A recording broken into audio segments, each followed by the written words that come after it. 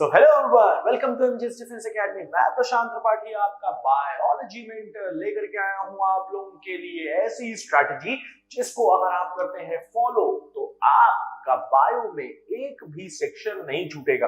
तो अभी हम बात करेंगे नेक्स्ट 15 टू 20 मिनट्स में कि आपको किस तरह से पढ़ाई करनी है और किस तरह से एक पर्टिकुलर स्ट्रैटेजी पे स्टिक रहना है ताकि अगले 40 से 45 दिनों के अंदर हम बायो का एक एक सेक्शन टच कर ले और किसी भी तरह से हमें कोई भी दिक्कत ना हो और हमारा कोई भी क्वेश्चन ना छूटे।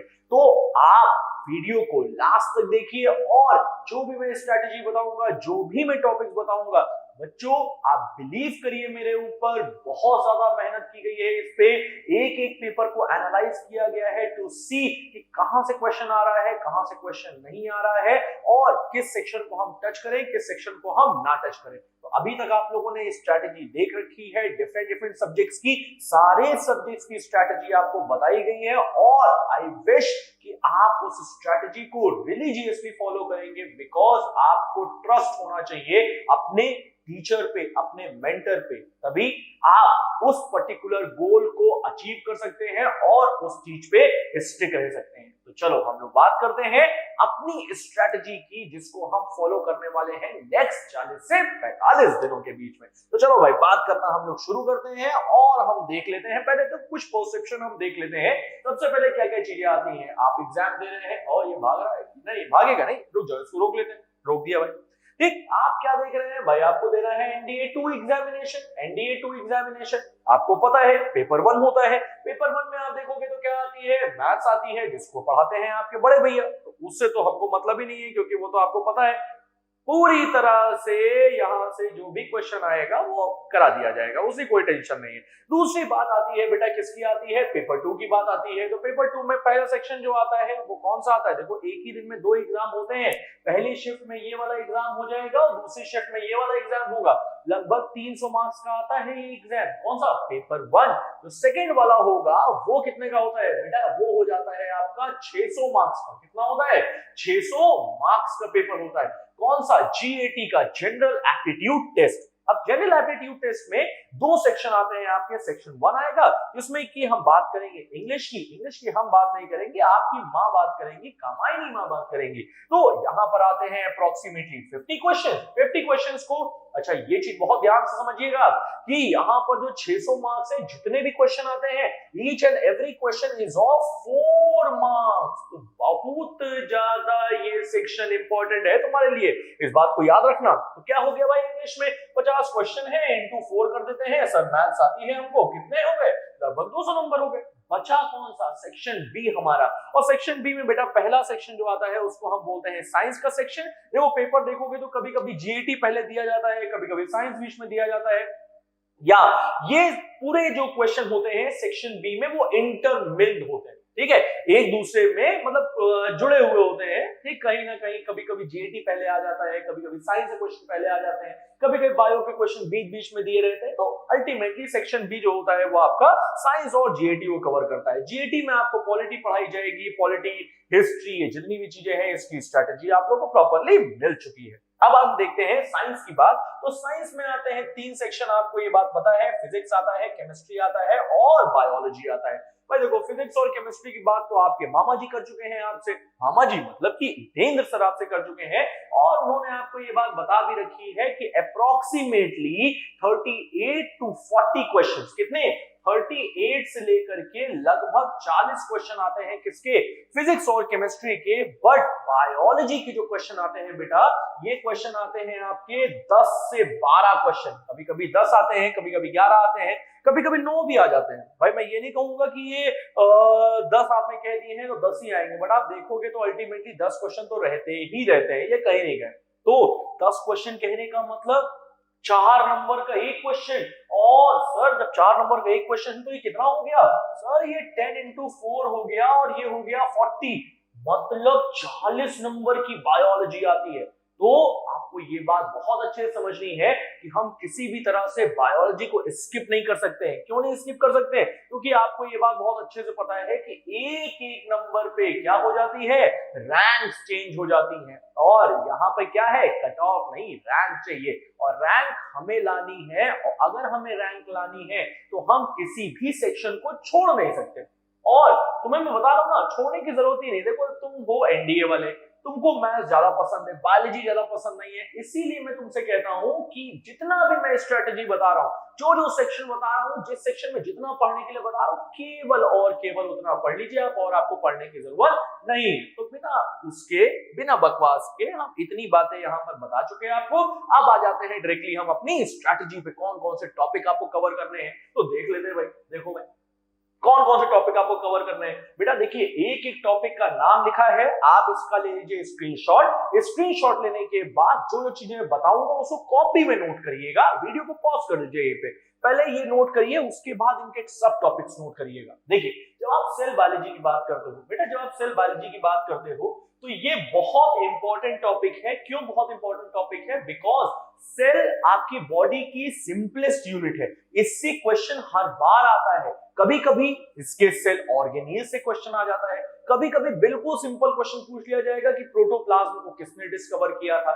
एक चीज और समझ लीजिए आप, जितनी भी चीजें मैं बताऊंगा, अगर कहीं पर डिस्कवरर का नाम आता है तो आपको वो नाम बिल्कुल याद रखना है, क्योंकि सीधे सीधे किसने इसको डिस्कवर किया है इससे क्वेश्चन पूछ लिया जाता है। ठीक है, तो पहली बात यहां पर क्या हो गई कि सेल बायोलॉजी हमको कवर करनी है, मतलब सेल के डिफरेंट कंटेंट्स के बारे में हमको पढ़ना है, जिसमें कि माइटोकॉन्ड्रिया से लेकर के क्लोरोप्लास्ट से लेकर के जितनी भी चीजें हैं, ठीक, वो सारी चीजें आपको पढ़नी है। इसमें शॉर्ट शॉर्ट में पढ़नी है, जितना जितना बताया जाएगा केवल आपको उतनी चीजें पढ़नी है। उसके बाद हम आ जाते हैं भैया ब्लड पे। बेटा जी, जब इस पे ब्लड पे आते हैं तो हमको क्या समझ में आता है? हमको ये समझ में आता है कि सर ब्लड की कुछ कैरेक्टरिस्टिक्स है, मतलब कि ब्लड ट्रांसपोर्ट करता है, किसको ट्रांसपोर्ट करता है? ऑक्सीजन को। कार्बन डाइऑक्साइड को ट्रांसपोर्ट करता है, कैसे करता है? हेमोग्लोबिन से करता है। लो, एक क्वेश्चन मैंने तुमको यही बता दिया। तो ऐसे जो क्वेश्चंस हैं, पता है बहुत टफ नहीं आती है बायोलॉजी की। अगर मैं आपसे कहूं कि एनडीए जो है वो कैसा एग्जाम है, बेटा एनडीए 9th और 10th के बाद बायो का सेक्शन नहीं उठाता है। जो और ज्यादा है 12th तक की मैथ्स आती है, केवल बायो नहीं आती है। अगर जो कोई सीरियस बच्चा है ना, मैं उससे डायरेक्टली बोल रहा हूं, आप 9th क्लास की और 10th क्लास की एनसीईआरटी ले लीजिए, ठीक, कोई कंटेंट लेने की जरूरत नहीं है। 9th क्लास और 10th क्लास की एनसीईआरटी ले लो, जितने 4-5 चैप्टर 6 चैप्टर हैं, ये जितने चैप्टर है ना यहाँ पे, ये जितनी चीजें हैं, ये सारी चीज तुमको मिल जाएगी एनसीईआरटी में। वहीं से इन सबको पढ़ डालो, उसके बाहर कोई क्वेश्चन आ जाएगा अगर, तो कह देना गुरुजी आपने बताया था, हम आपके चैनल पे बिल्कुल नहीं आएंगे अब, ठीक, आप गलत बताते हो स्ट्रेटेजी। बट अगर बेटा पेपर आ जाएगा, तुम देखना एक बार, तुम जब जाओगे तुम पेपर को देखना है एक बार, और अभी तुम जाने से पहले प्रीवियस ईयर उठा के देखो, जितने भी हैं, पता है कभी कभी डायरेक्टली एनसीईआरटी से एक एक लाइन लिख दी जाती है और 4 ऑप्शन दे दिए जाएंगे तुम्हें। मैं फिर से बता रहा हूं तुम्हें, ये स्टैंडर्ड बुक बता रहा हूं मैं तुम्हें, जो अब तुम्हारे पास टाइम नहीं है, तुम कैसे करोगे? बेटा टाइम नहीं है तो आप वो पढ़िए जो हम बता रहे हैं आपको, क्योंकि वो चीज एनालाइज की हुई है।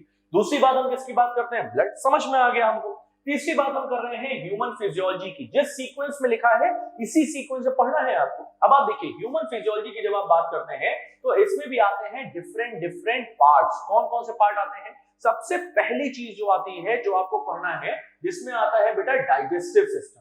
डाइजेस्टिव सिस्टम में क्वेश्चन डायरेक्टली पूछा जाता है कि स्टमक में कौन सा एसिड पाया जाएगा या कौन सा एंजाइम पाया जाएगा। दूसरा सेक्शन जो आता है वो आता है आपका एंडोक्राइन सिस्टम का। एंडोक्राइन सिस्टम से भी डायरेक्टली क्वेश्चन आते हैं। क्यों? क्योंकि एंडोक्राइन सिस्टम में मेनली आता है बेटा हार्मोन्स। क्या आता है? मेनली हार्मोन्स आते हैं, जिनसे डायरेक्टली क्वेश्चन बन जाते हैं। उसके बाद जो सेक्शन आता है वो आता है आपका सर्कुलेटरी सिस्टम का। देख रहे हो, पहला हो गया डाइजेस्टिव सिस्टम, दूसरा हो गया एंडोक्राइन सिस्टम, तीसरा हो गया सर्कुलेटरी सिस्टम।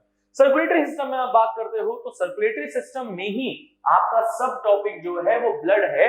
आप यहाँ पर ब्लड पढ़ लोगे तो एक चीज आपको क्लियर हो जाएगी। कौन सी चीज क्लियर हो जाएगी? जो यहाँ पर सर्कुलेटरी सिस्टम वाली। इसमें बचता एक पार्ट है, कौन सा? हार्ट वाला बचता है। अब आप हार्ट में देखोगे तो हार्ट से डायरेक्टली क्वेश्चन आता है पल्मोनरी आर्टरी से, पल्मोनरी वेन से, ट्राइकस्पिड बाइकस्पिड वाल्व से। ये सारी चीजें मैं आपको पढ़ा चुका हूं और आप देखोगे प्रीवियसली तो प्रीवियस वीडियोस में पढ़ाया गया है, या आगे चल करके भी मैं आपको पढ़ाऊंगा इन 40 से 45 दिनों के बीच में। उसके बाद हम देखते हैं तो कौन सा सेक्शन आता है बेटा? अब आता है रिप्रोडक्टिव सिस्टम। बेटा रिप्रोडक्टिव सिस्टम आप देखते हो, मैं आपसे सिंपल सी बात कह रहा हूं, आप सिर्फ और सिर्फ स्ट्रक्चर पढ़ के जाइए, कुछ और मत पढ़ करके जाइए। दो तीन चीजें हैं एक्स्ट्रा मैं बता दूंगा बस, उसके अलावा आप सिर्फ स्ट्रक्चर पढ़ के जाओ, चाहे प्लांट में चाहे एनिमल में। उसके अलावा कुछ भी मत पढ़ करके जाओ। नहीं आता है क्वेश्चन तो मेरी गारंटी। चलो भाई अब आगे देखते हैं। बहुत इंपॉर्टेंट सेक्शन है डिसीजेस का, वेरी वेरी वेरी इंपॉर्टेंट। अगर आप देखते हो तो डिसीजेस इसमें मेनली 3 तरह की आती है। कौन कौन सी आती है? सबसे पहली आती है बैक्टीरियल डिसीज, दूसरी आएगी फंगल डिसीज और तीसरी आती है वायरल डिसीज। इनसे डायरेक्टली क्वेश्चन पूछा जाता है। जैसे अगर हमने बहुत सिंपल सा एग्जांपल लिया कि टाइफॉइड किससे हो जाएगा, तो टाइफॉइड जिससे होगा साल्मोनेला टाइफी से, तो डायरेक्टली उसका नाम पूछ लिया जाएगा आपसे। ठीक है, सो डायरेक्ट क्वेश्चन आते हैं। देखो मैथ्स में और बायोलॉजी में ये दोनों में एक चीज बड़ी कॉमन है कि अगर मैथ्स में नहीं आता है क्वेश्चन तो तुम नहीं कर पाओगे। तुम चाहे जितना दिमाग लगा लो नहीं कर पाओगे। हाँ वो अलग बात है कि तुम्हारे भैया ने तुम्हें जुगाड़ बता रखे हैं, आप कर ले जाएंगे, पर नॉर्मली अगर आप देखते हैं तो आपको नहीं आता है, आप नहीं कर पाएंगे। और सेम ऐसे वही चीज बायोलॉजी में है। मैं इसीलिए आपसे कह रहा हूं बायोलॉजी ना छोड़ने के लिए, because biology is fact based और फैक्ट्स जो है वो याद करके अपने नंबर्स को इंक्रीज किया जा सकता है, अपनी रैंक को इंप्रूव किया जा सकता है, या जो आगे जा करके मेरिट आउट होने का खतरा होता है उस खतरे से बचा जा सकता है। बात समझ में आ रही है? बहुत सारे बच्चों को जानता हूं जो आगे जा करके मेरिट आउट हो जाते हैं एक सेक्शन को छोड़ने या 2 सेक्शन या 3 सेक्शन को छोड़ने की वजह से। क्यों? कट ऑफ तो निकल जाता है बट रैंक नहीं आती। ठीक है, इसीलिए यहां पर फोकस किया जाता है कट ऑफ और रैंक दोनों पर। चलो भाई आगे देखते हैं। अब उसके बाद देखेंगे बेटा तो प्लांट फिजियोलॉजी का पोर्शन। प्लांट फिजियोलॉजी के पोर्शन में आप देखते हैं तो 2-3 चीजें आपको देखनी होगी यहाँ पे। क्या चीज? पहले तो ट्रांसपोर्टेशन कैसे होता है, और ट्रांसपोर्टेशन में बेटा जो बात आती है वो आती है आपकी टिश्यूज की, जाइलम और फ्लोएम की, कि जाइलम से क्या ट्रांसपोर्ट होता है, फ्लोएम से कैसे ट्रांसपोर्ट होता है। उसके बाद आप देखोगे यहाँ पे तो प्लांट फिजियोलॉजी में ही एक टॉपिक आता है फोटोसिंथेसिस का। अब ये फोटोसिंथेसिस का टॉपिक जो है वो सब टॉपिक रिलेटेड है कहीं ना कहीं साइटोलॉजी से या सेल बायोलॉजी से। जब आप पढ़ोगे इसमें प्लास्टिड के बारे में, किसके बारे में? प्लास्टिड के बारे में, तो आपको एग्जैक्टली पता चलेगा कि सर यही वाला तो प्लास्टिड है जिसके बारे में हम बात करेंगे यहाँ पर फोटोसिंथेसिस में जाकर के। बात समझ में आ रही है बेटा? अब आप देखिए यहाँ पर प्लांट फिजियोलॉजी में ही एक टॉपिक और आता है जिसको हम बोलते हैं प्लांट हार्मोन्स। और बेटा प्लांट हार्मोन्स में ही आप देखते हो तो यहाँ पर आपके जो क्वेश्चन आते हैं वो किससे आते हैं? आपको देखोगे आपके ऑक्सिन से क्वेश्चन आ जाएगा, आप देखोगे तो जिब्रेलिन से क्वेश्चन आ जाएगा, आप देखोगे तो ABA that is abscisic acid से क्वेश्चन आ जाएगा। पता है इससे डायरेक्टली क्वेश्चन आ जाते हैं। और ये इतना सिंपल है कि 4-5 फैक्ट्स हैं वो आपको याद करने हैं, 4-5 बार रिवाइज करना है और हो जाएगा खत्म। चलो भाई आगे देखते हैं। अब हम लोग बात करते हैं एनिमल टिश्यू की। एनिमल टिश्यू से आते हैं क्वेश्चन। क्यों? क्योंकि पता है एनिमल टिश्यू से क्वेश्चन नहीं आते, एनिमल टिश्यू से घुमाने वाले क्वेश्चन आते हैं। कैसे?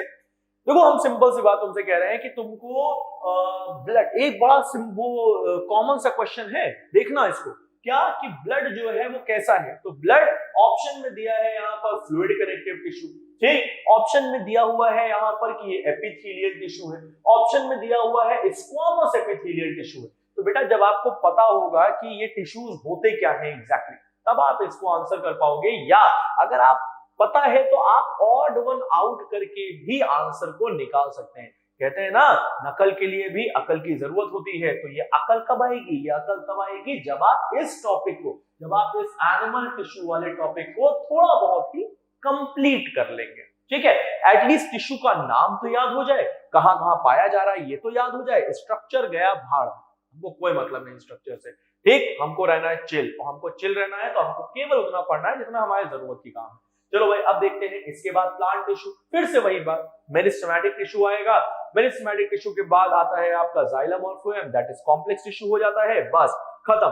पैरेन्काइमा, कोलेनकाइमा, स्क्लेरेन्काइमा, तीनों से क्वेश्चन आता है कभी कभी, या एक बहुत इंपॉर्टेंट बहुत सिंपल सा क्वेश्चन है कि प्लांट में फ्लेक्सिबिलिटी प्रोवाइड करने के लिए कौन सा होता है, कोलेनकाइमा होता है, लो तुमको अभी बता दिया हमने। ये बहुत छोटे छोटे क्वेश्चन है जो आते हैं, और ये सारे क्वेश्चन आपको कराए जाएंगे या तो प्रीवियस ईयर क्वेश्चंस के फॉर्म में कराए जाएंगे, या आपको कराए जाएंगे कॉन्सेप्ट वाइज, कराए जरूर जाएंगे, ये बात याद रखिएगा। चलिए भाई अब देखते हैं लास्ट टॉपिक है, last topic second last, that is genetics. Genetics से क्वेश्चन नहीं आते हैं, बहुत रेयर है क्वेश्चन आए, अगर आएंगे तो कर लेना भाई। देखो इसमें एक क्वेश्चन बहुत इंपॉर्टेंट सा है, इसी से रिलेटेड है कि जीन जो होता है वो कहां पर पाया जाता है, तो जीन आपका रिलेटेड है सेल बायोलॉजी से भी, और जीन आपका रिलेटेड है यहां से भी। बात समझ में आ गई बेटा? चलिए अब लास्ट हम देखते हैं बायोलॉजिकल क्लासिफिकेशन के बारे में।